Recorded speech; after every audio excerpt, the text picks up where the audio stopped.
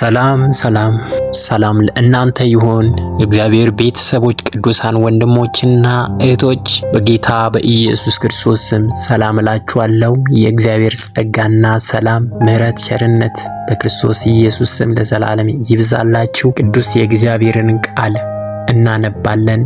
በዚህ ቃልም ደግሞ ለትንሽ ደቂቃ በቃል ውስጥ ያለውን የተላለፈውን መልእክት ለእናንተ ደግሞ አጋራችኋለሁ። ከዚያም ደግሞ እንደ ቃሉ ደግሞ እንድንኖር ጌታ እንዲረዳን እንጸልያለን። ስለዚህ በትዕግስት ለጥቂት ደቂቃዎች እንድትታገሱ እንድታዳምጡ፣ ቪዲዮውን ደግሞ ላይክ እንድታደርጉ፣ በኮሜንት ሐሳባችሁን እንድታሰፍሩ፣ የተረዳችሁትን እንድትጽፉ፣ በቃሉ እንድትስማሙ በጌታ ፍቅር ጠይቃችኋለሁ ማለት ነው። ምክንያቱም ይሄ የእግዚአብሔር ቃል ቅዱስ ነው፣ የሚሰራ ነው፣ ሁለት አፍ ካለው ሰይፍ የሚልቅ አጥንትና ጅማትን እስከሚቆርጥ ድረስ የተሳለ ነው ስለሚል የእግዚአብሔር ቃል በቃሉ እንድንበረታ፣ በቃሉ እንድናድግ፣ ሁል ጊዜ ቃሉ የሚለንን መስማትና እንደ ቃሉ ለመኖር ደግሞ ወደ ሕያው ድንጋይ ወደ ሆነው ወደ ክርስቶስ ኢየሱስ በእምነት እየቀረባችሁ እንደሚል እየጸለየ እንድናደግ ስለሚያስፈልገን ቃሉን እናነባለን። ከዚያም ጸልያለን። በጣም ጥቂት ደቂቃ ነው፣ ብዙ ሰዓት አልይዝባችሁም። ስለዚህ ቪዲዮን ላይክ በማድረግ ጀምሩ። ተባረኩ። ቃሉን በጌታ በኢየሱስ ክርስቶስ ስም አነባዋለሁ። ሁለተኛ ጴጥሮስ ምዕራፍ 2 ከ1 ጀምሮ እስከ 6 ያለውን አነባዋለሁ።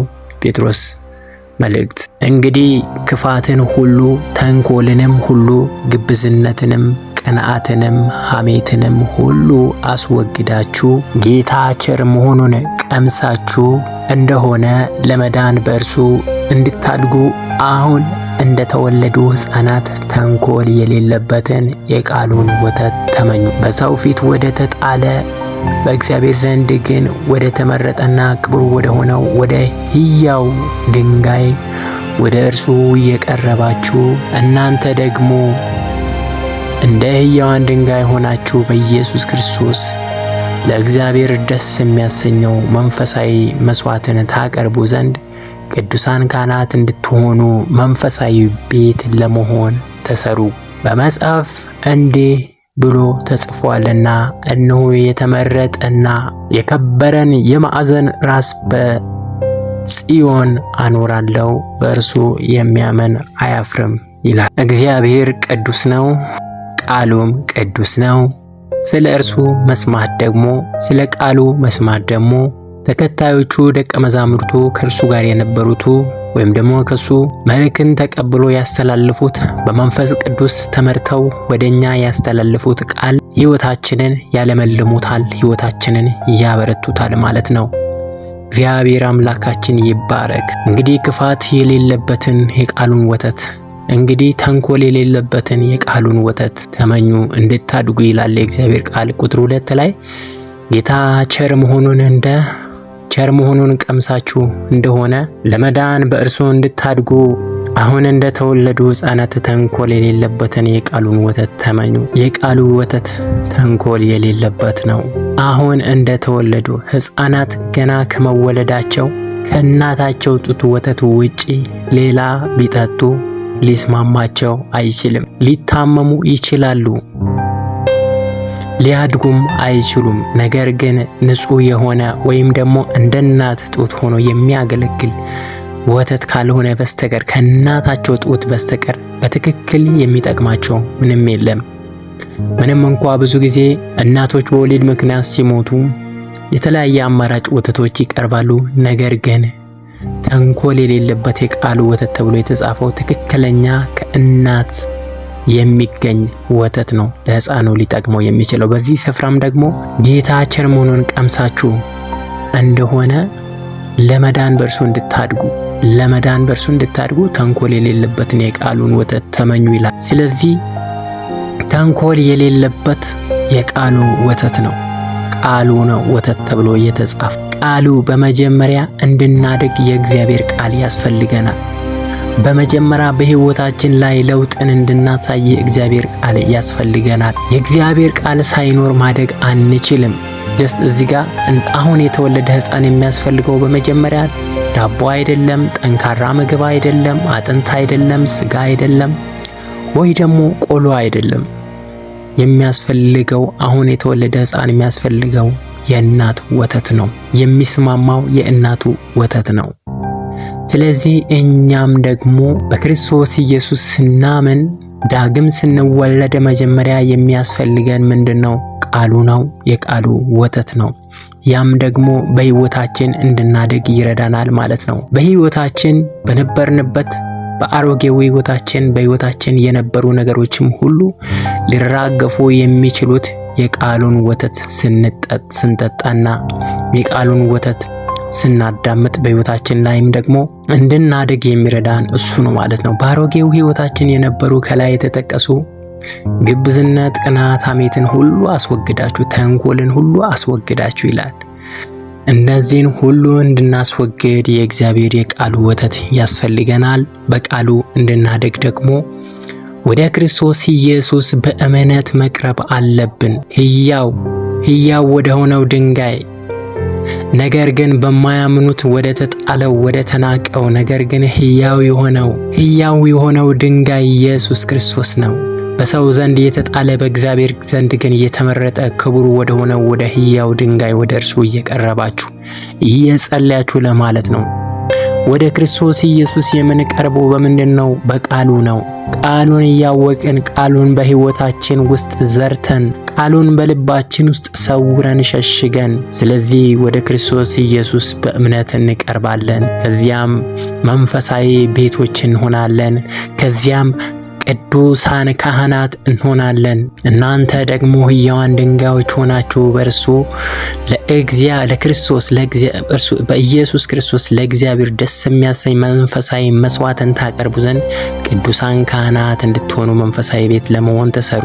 እግዚአብሔርን ደስ የሚያሰኝ መንፈሳዊ መስዋዕትን ማቅረብ የምንችለው መጀመሪያ የቃሉን ወተት ጠጥተን በሕይወታችን ረክተን ክፋትን፣ ተንኮልን፣ ግብዝነትን፣ ቅናትን፣ ሐሜትን አስወግደን ወደ ክርስቶስ ኢየሱስ እንደ ቃሉ ስንቀርብና እንደ ቃሉ መኖር ስንጀምር መወገድ ያለበት ከሕይወታችን ስናስወግድ የቃሉን ወተት ደግሞ ወደ ሕይወታችን ስናስገባ እንደ ቃሉን ወደ ሕይወታችን ስንጋብዝ ቃሉን በልባችን ስናስቀምጥ እነዚህ ነገሮች ሳይወዱ ከልባችን ከሕይወታችን ይወገዳሉ ማለት ነው።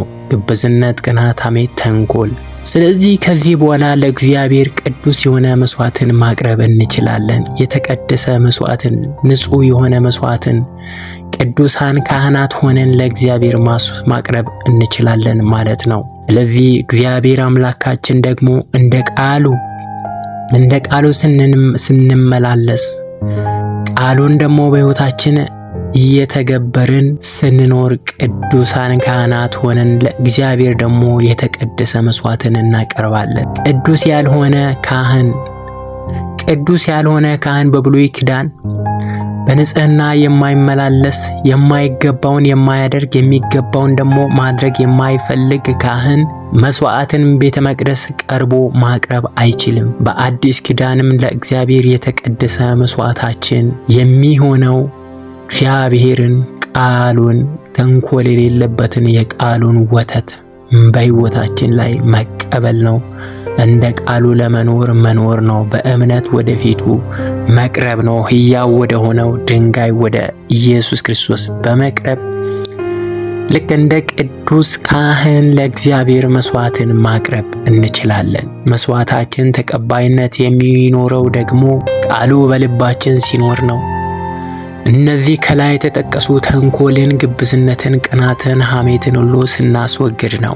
እግዚአብሔር አምላካችን በዚህ እግዚአብሔር አምላካችን ስንታዘዝ እግዚአብሔር አምላካችንን እንደ ቃሉ ስንከተለው በእምነት ወደ ፊቱ ስንቀርብና ቅዱሳን ካህናት ስንሆን ደግሞ በእርሱ እንኖራለን። በእርሱ ተተክለን አንነቃነቅም። አለታችን ክርስቶስ በአለቱ የተተከለ ነፋሱ ቢነፍስ ጎርፉም ቢጎርፍ እንደማይናወጥ እንደማይወድቅ፣ ስለዚህ እኛም ቃሉን ደግሞ በቃሉ ላይ ከተተከልን በክርስቶስ ኢየሱስ ሕያው በሆነው ድንጋይ ከተተከልን በሕይወታችን ዘመን ሁሉ አናፍርም ማለት ነው። አንደነግጥም ማለት ነው። ድል እንነሳለን ማለት ነው። በመጽሐፍም እንዲህ ተብሎ ተጽፏልና እነሆ የተመረጠና የከበረ የማዕዘን ራስ ድንጋይ በጽዮን አኖራለሁ፣ በእርሱ የሚያምን አያፍርም።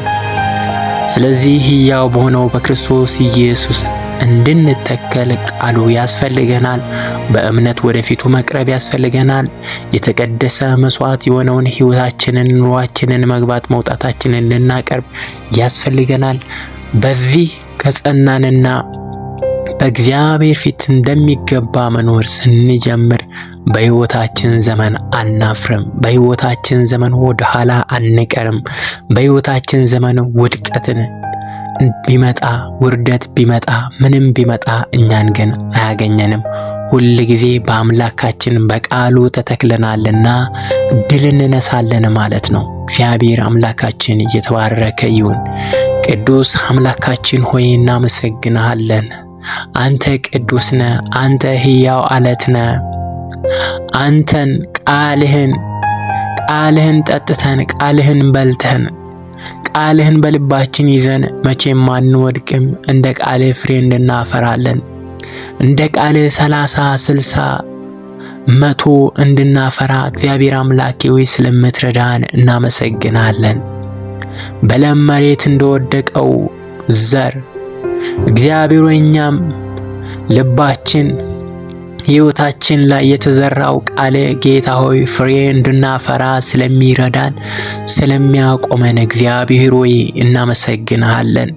በሕይወታችን ውስጥ ጌታ ሆይ ዛሬም ያለ ነገር ቢኖር ማንኛውም አሮጌነት ጌታ ሆይ ክፋት፣ ተንኮል፣ ምቀኝነት፣ ሐሜት ሁሉ በጌታ በኢየሱስ ክርስቶስ ስም በእኛ ላይ ስር እንዳይሰድ ቃል ብቻ ስር እንዲሰድ ፍሬ እንድናፈራ እንደ ቃል እንድትረዳን እንጸልያለን። ቃል ሁለት አፍ ካለው ሰይፍ ይልቅ የተሳለ ነው ተብሎ እንደተጻፈ ከሕይወታችን በቃል ስለት መቆረጥ ያለበት እንዲቆረጥ፣ ሸለፈት የሆነ ነገር መቆረጥ ያለበት መወገድ ያለበት ነገር እንደ ቃል እንዲወገድ እንጸልያለን።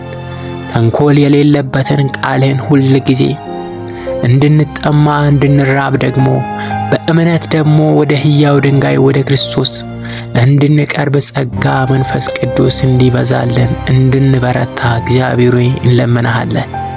በምንም ነገር ሕይወታችን እንዳንያዝ ወደ ቀኝም ወደ ግራም ፈቀቅ እንዳንል አንተን ብቻ እንድንመለከት ሕግን፣ ሥርዓትህን፣ ፈቃድህን፣ መንገድህን እንድንከተል አንተን ሁሌም ልባችንን ከፍተን እንድናዳመጥ ከምድር ጫጫታ ከምድር ሁካታ ከሚያውከው አእምሮን ልቦናን ከሚይዘው ከክፉ ነገር ሁሉ እንድንርቅ እግዚአብሔር ሆይ እርዳን። ስለ ሁሉ እናመሰግናለን። እግዚአብሔር ሆይ ተመስገን። ክብር፣ ምስጋና፣ አምልኮ፣ ውዳሴ ለአንተ ብቻ ይሁን በጌታ በኢየሱስ ክርስቶስ ስም አሜን። እግዚአብሔር ይባርካችሁ። ቃሉን ሰምታችሁ ለጥቂት ሰዓት ለመንፈሳዊ ነገራችን የሚጠቅመንን የሕይወትን ምግብ እንድትሰሙ የረዳችሁ እግዚአብሔር የተመሰገነ ይሁን። ስለዚህ ይህን ቪዲዮ እንደሚመቻችሁ እርግጠኛ ነኝ። ምክንያቱም የእግዚአብሔር ቃል የማይመቸው እንግዲህ ቃሉን የማይከተል ቃሉን የማይፈልግ እግዚአብሔርን የማይፈልግ ነው። ስለዚህ እግዚአብሔርን የሚፈልግ እግዚአብሔርን የሚወድ ደግሞ የእግዚአብሔርን ቃል ይወዳል። ቃሉ ይመቸዋል። ቃሉ ለሕይወቱ ብርሃን ይሆንለታል ማለት ነው። ተባረኩ። ቃሉን ይህን ቪዲዮ ሼር በማድረግ ለሌሎች እንድታደርሱ በጌታ በኢየሱስ ክርስቶስ ስም እለምናችኋለሁ። በጌታ በኢየሱስ ክርስቶስ ፍቅር እርስ በርሳችን እንድንመላለስ እግዚአብሔር ጸጋውን ያብዛልን። ክፉ ነገር ሁሉ ከኛ ይራቅ። እግዚአብሔር አብሮነቱ መገኘቱ በእኛ ላይ ይሁን። በኢየሱስ ስም አሜን።